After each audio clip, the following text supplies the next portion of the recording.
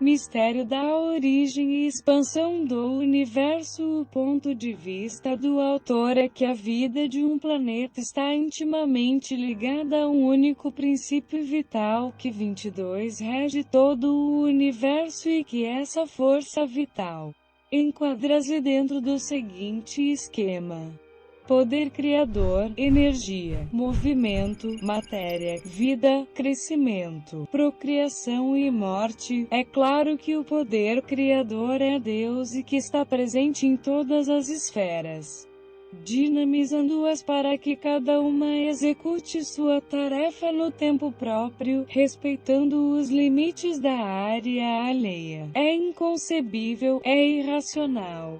É triste o esforço que se tem feito no sentido de estabelecer as bases para a origem de um universo vital, na teoria de uma explosão. Nunca se ouviu no dia a dia da vivência do homem em todo o corredor dos milênios que uma explosão tenha gerado uma vida.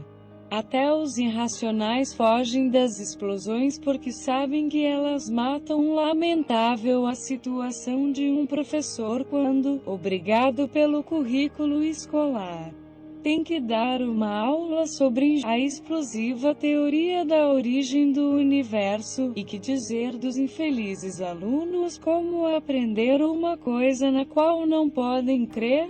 O objetivo deste capítulo sobre a vida de um planeta é abrir novo horizonte com novas perspectivas que facultem o desvendar dos mistérios para o estabelecimento de uma teoria mais coerente sobre a origem do universo. A história de uma explosão para determinar a origem do universo e a consequente distribuição dos planetas jogados para os lugares onde se encontram. Seria a mesma coisa que alguém descobrindo os índios na América do Sul e vendo que eles nada sabem de sua história, inventa-se alguma coisa, como por exemplo, que um dia um índio em qualquer lugar neste mundo explodiu e que a explosão foi tão terrível que jogou índios por todos os continentes na face da Terra. E os infelizes ficassem repetindo isso por séculos e séculos, aguardando chegar também o momento de sua explosão, porque complicar as coisas, que seria mais fácil partir do conhecido para o desconhecido ou do absurdo para o desconhecido. A teoria explosiva não tem sentido para a origem nem para a expansão do universo. Primeiro porque quando chegar a haver explosão é que já havia quantidade de matéria eletrizada suficiente para provocar o choque. De outra 23 maneiras seria impossível, se fosse essa causa primeira.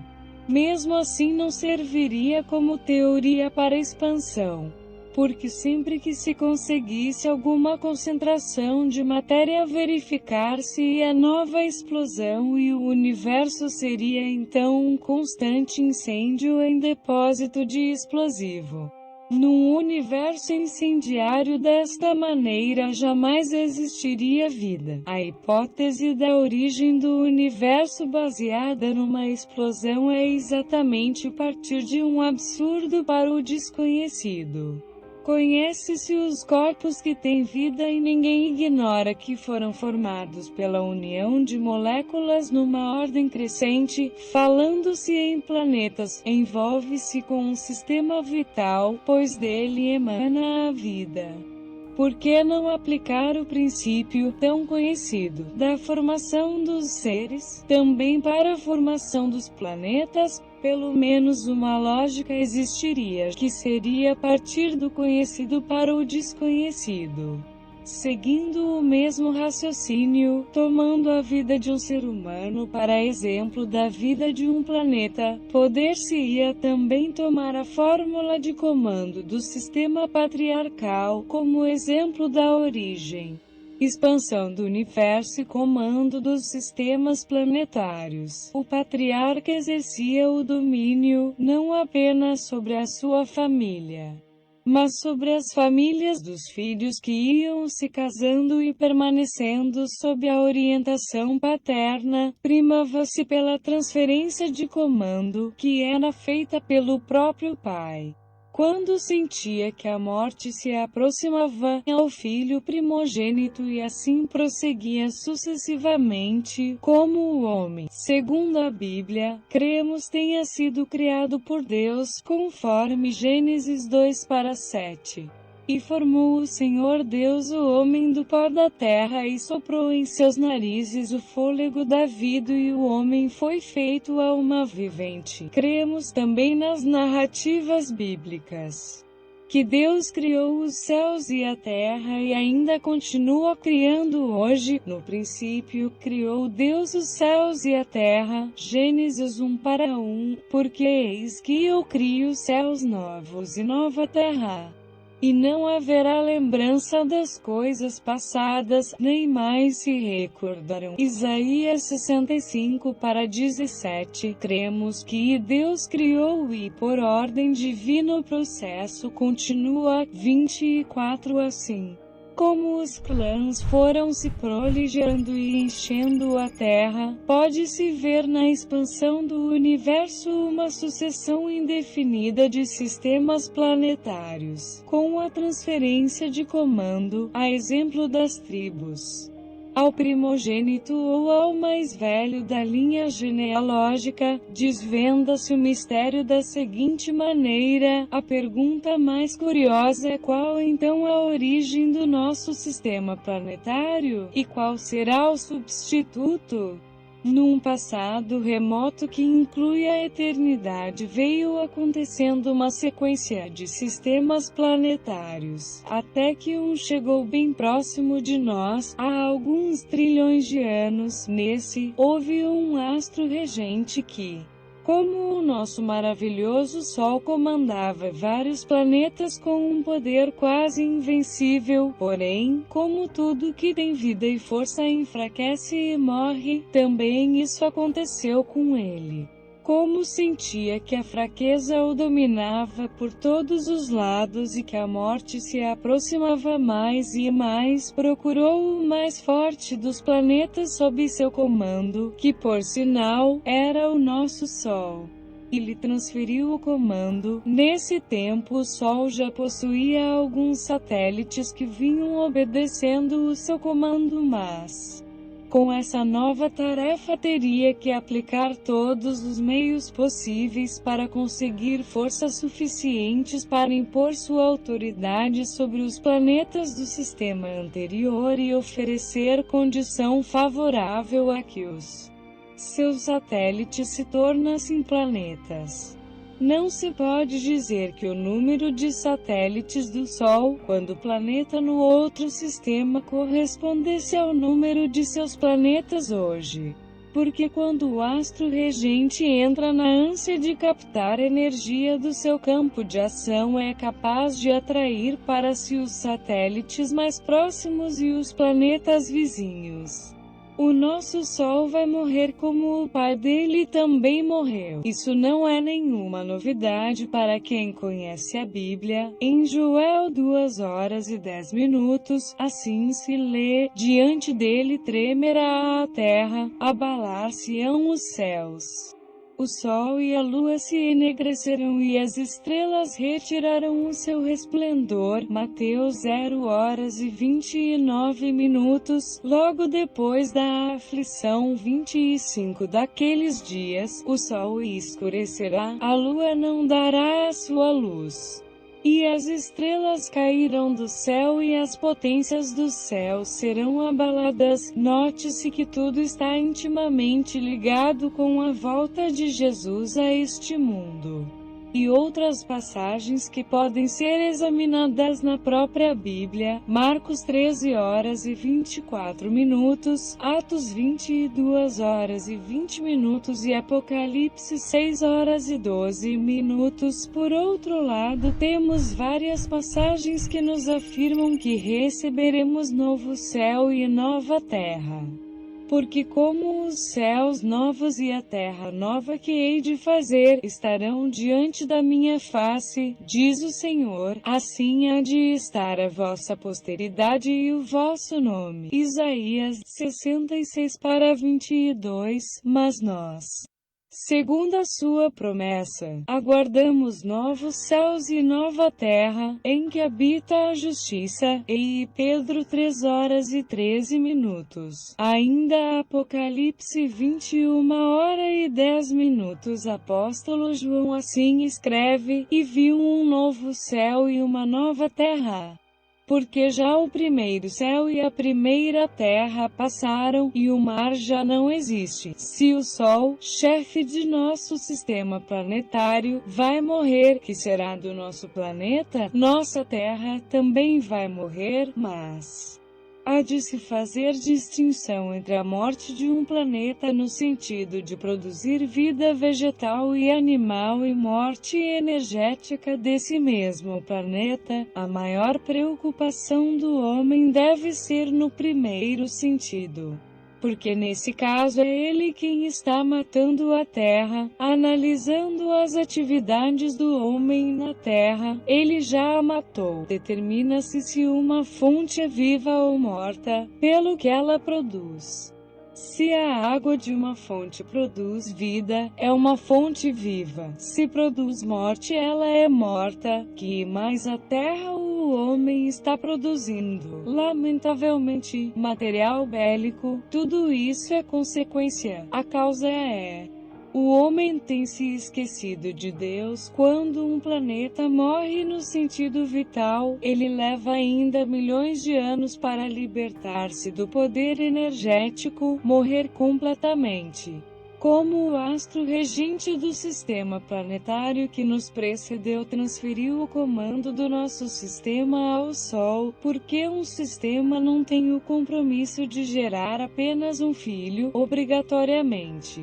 No tempo próprio, ele terá que fazer o mesmo, e escolherá um, ele entregará o comando, escolha que, certamente, recairá sobre o planeta que tiver maior número de satélites. Porque dentro de um sistema planetário, planeta sem um satélite e outros com vários, a resposta aqui vale também para a pergunta anterior. 26 por ser a causa primeira para a formação de qualquer sistema planetário. Em primeiro lugar, a capacidade de um planeta gerar filhos, satélites, está relacionada ao volume de sua massa e à posição que ocupa no espaço com relação ao astro regente. Se não vejamos, Mercúrio, Vênus e Plutão não têm satélites, porque as circunstâncias não lhes permitirão. A causa para os dois primeiros foi estarem próximos do Sol, que pelo seu poder de atração, lei de Newton, não só impediu que tivessem satélites, mas, penetrando em seus territórios, atraía para si todo o material que iria aumentar-lhes em volume se estivessem mais distante. A mesma causa atingiu também a própria Terra, que só pôde gerar uma única filha, e só ela sabe o quanto tem sofrido com o Sol querendo arrancá-la da proteção materna. Para Plutão a causa pode ser de duas: uma, que o planeta não tenha alcançado ainda a maturidade, ou a evolução dos planetas maiores tenha quase neutralizado a influência do Sol sobre ele. Nota-se que a localização do planeta exerce maior influência do que o seu volume. É o que se conclui observando Marte, Netuno e Vênus. Apesar da imensa diferença em volume, Marte empata com Netuno, 2 satélites cada, e Vênus, bem maior que Marte, não tem satélite. Se o número de satélites fosse numa ordem sempre crescente para cada planeta de acordo com o seu afastamento do astro regente, concluir-se-ia que a capacidade de gerar filhos seria exclusiva do planeta, sem nenhuma interferência do astro regente. Como não é assim, Conclui-se que o planeta, para gerar muitos filhos, tem que estar num relativo afastamento do astro, porque depende de sua influência. Dentro do nosso sistema, o planeta privilegiado foi Júpiter, que ocupa o primeiro lugar, estando em quinto na ordem de afastamento do Sol. Os filhos de um planeta não nasceu de uma só vez como os de muitos irracionais, eles são formados um após outro.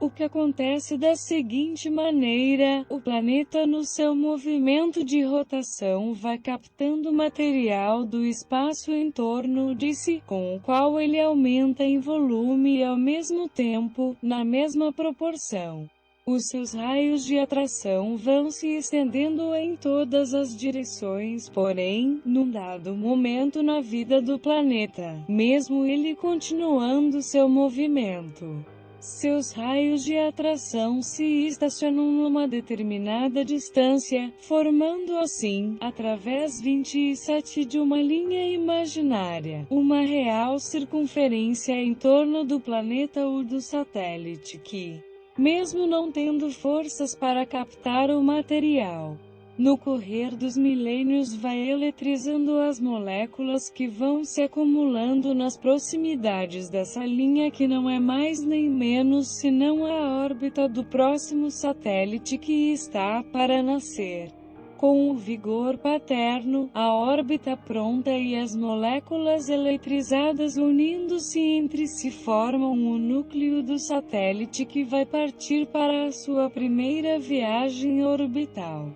Recolhendo todo o material próximo de sua jornada, vai aumentando em volume e força, até que pelos mesmos princípios venha mais tarde nascer-lhe mais um irmão, e assim sucessivamente até completar o número de filhos do planeta, que pode ser também o número de planetas de um futuro sistema planetário. No nosso sistema planetário já temos, indubitavelmente, 3 futuros sistemas. A ordem em grandeza será Júpiter, Saturno e Urano. Deus criou e está criando e entregou toda essa maravilha aos homens. A Deus toda a glória. O mistério da aparente atração e repulsão entre planetas e sistemas planetários não se trata apenas de aparência, é um fato explicável também no relacionamento das famílias dentro das tribos e das próprias tribos entre si dentro das tribos.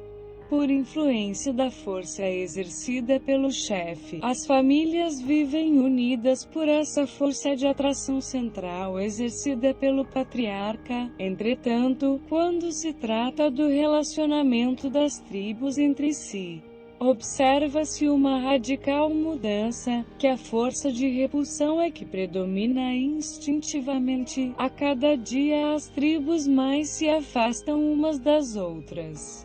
O que acontece no nosso sistema planetário não é diferente. Os planetas dentro de um sistema planetário realizam todos os seus movimentos regidos pela força de atração do astro regente, com tendência sempre de maior aproximação entre este e aqueles. Já no relacionamento entre os sistemas, acontece o mesmo que entre as tribos, a força que predomina é repulsiva. Trata-se de uma necessidade lógica para a expansão do universo. Como as tribos geram tribos 28 filhas, também os sistemas planetários geram sistemas filhos. Ambos têm que garantir espaço para a vivência dos seus filhos.